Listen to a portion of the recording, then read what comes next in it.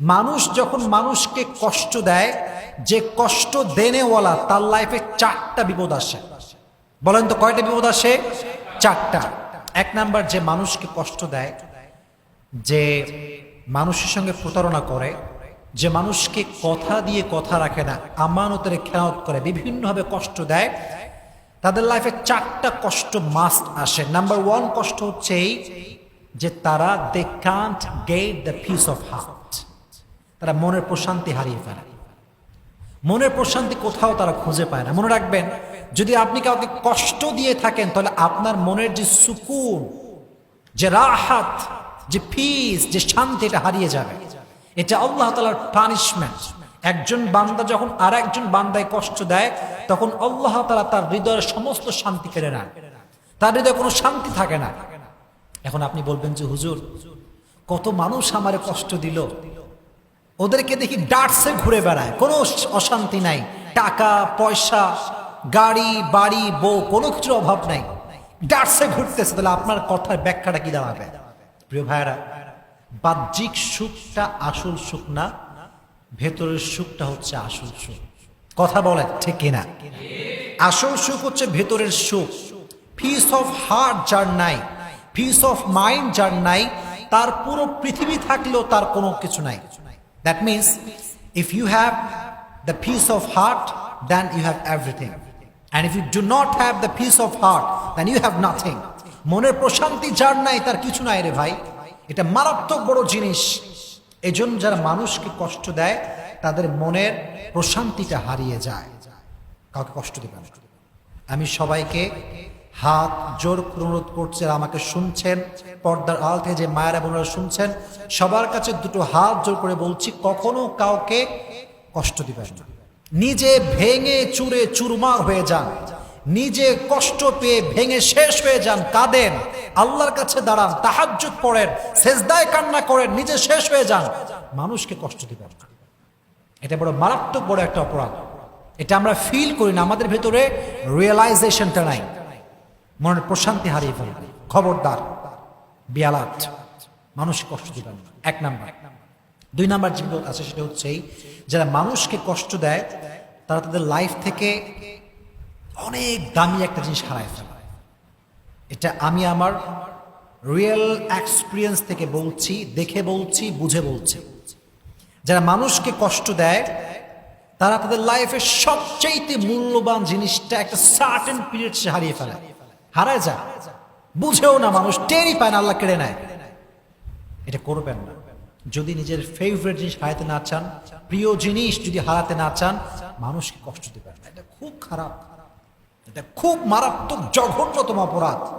কোরআনে আল্লাহ তাআলা বলেছেন, ওয়াল্লাযীনা ইউযুনাল মুমিনিনা ওয়াল মুমিনাত বিগাইরি মাকতাসাবু ফাকাদ ইহতামালু বুহতানা ওয়া ইসমান মুবিনা। যেই বান্দারা একজন মুমিন বান্দাকে অথবা একজন মুমিনা বান্দিকে কষ্ট দেয়, তারা প্রকাশ্যে গুনাহ বহন করে। কোনো কারণ ছাড়া দেখবেন মানুষ মানুষকে ব্লেম করে, অপবাদ দেয়, তহমত দেয়, অথচ সে অপরাধটা করেই নাই সে। আল্লাহ বলছেন তারা প্রকাশ্যে গুনাহের বোঝা বহন করে। কষ্ট দিবেন না, কাউকে কষ্ট দিবেন না। নিজে কষ্ট পেয়ে শেষ হয়ে যান, কান্দেন, পাগলের মতো চিৎকার করেন, যাই হোক না কেন, মানুষে কষ্ট দিবেন না। 2 নাম্বার বিপদ। 3 নাম্বার যেটি ঘটে সেটি হচ্ছে যে মানুষকে কষ্ট দেয়, মানুষের মন থেকে আল্লাহ তাআলা তার ভালোবাসা দূর করে দেয়। যদি আপনি আমাকে কষ্ট দেন, আমি কষ্ট পেলাম, অনেক কষ্ট পেলাম, আপনি মনে রাখবেন এটার ব্যাড ইফেক্ট যেটা আপনার লাইফে ঘটবে সেটি হচ্ছে মানুষের মনে আপনার জন্য কোনো ভালোবাসা থাকবে না। এটা ন্যাচার অফ ল, এটাই প্রকৃতির নিয়ম। আপনি দেখবেন যারা সমাজে মানুষের গালি দেয়, রুড বিহেভ করে, এদের থেকে মানুষ অলওয়েজ ডিস্টেন্স মেনটেন করে চলে। ওদের কাছেও মানুষ যায় না। কারণ কি জানেন? আল্লাহর ধরা সবচেয়ে বড় ধরা। আল্লাহর ধরার মতো বড় ধরা পৃথিবীতে আর কোথাও নাই। এই জন্য যখন মানুষকে কষ্ট দিবেন, মানুষের হৃদয় থেকে আল্লাহ তাআলা আপনার প্রতি যে রেসপেক্টটা ছিল, যে সম্মান ছিল, যে লাভ ছিল, এটা আল্লাহ দূর করে দিবে।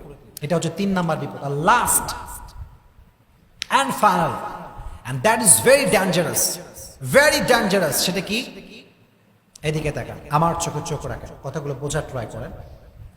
যখন আপনি মানুষকে কষ্ট দিবেন, কবরে আপনার তওবা করেছেন, আল্লাহর কাছে কান্নাকাটি করেছেন, তাহাজ্জুদ করেছেন, আজীবন আল্লাহর কাছে তওবা করতে করতে আপনার সব গুনাহ মাফ হয়ে গেছে, মাশাআল্লাহ, দ্যাটস ভেরি অ্যামেজিং, সব মাফ হয়ে গেছে, খুব ভালো। কিন্তু যদি আপনি মানুষকে অজান্তে কষ্ট দিয়ে থাকেন, এই গুনাহটা ক্ষমা হবে না, এটা ক্ষমা হবে না। বিকজ হক যেটা আছে এটা দুই প্রকার, একটা হচ্ছে হকুল্লাহ, একটা আল্লাহর হক, আর একটা হচ্ছে হকুল ইবাদ, বান্দার হক। আল্লাহর হক, নামাজ পড়বেন, পড়েন নাই, তওবা, ক্ষমা করে দিবে আল্লাহ। আপনার আল্লাহর হক, সামর্থ্য হয়েছে হজ করতে হবে, করেন নাই, আল্লাহ ক্ষমা চাই, তওবা করলাম, আল্লাহ আবার করব, আল্লাহ মাফ করে দিবে, এটা ক্ষমা হতে পারে।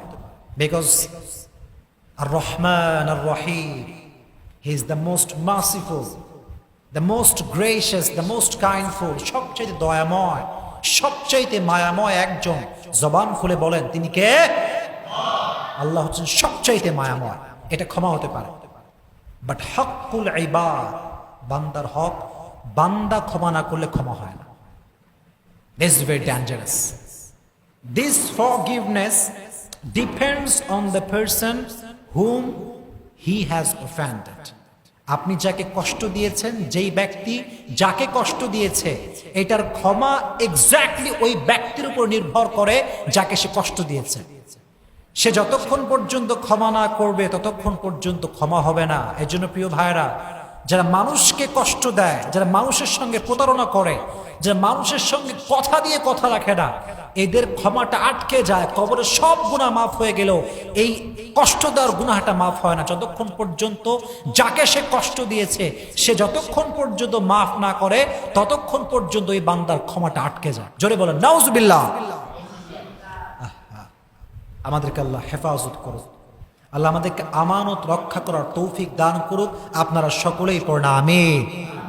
কথার মাধ্যমে কষ্ট দিবেন না, আঘাত দিবেন না, যতটুকু পারা যায় your behavior should be soft, should be normal.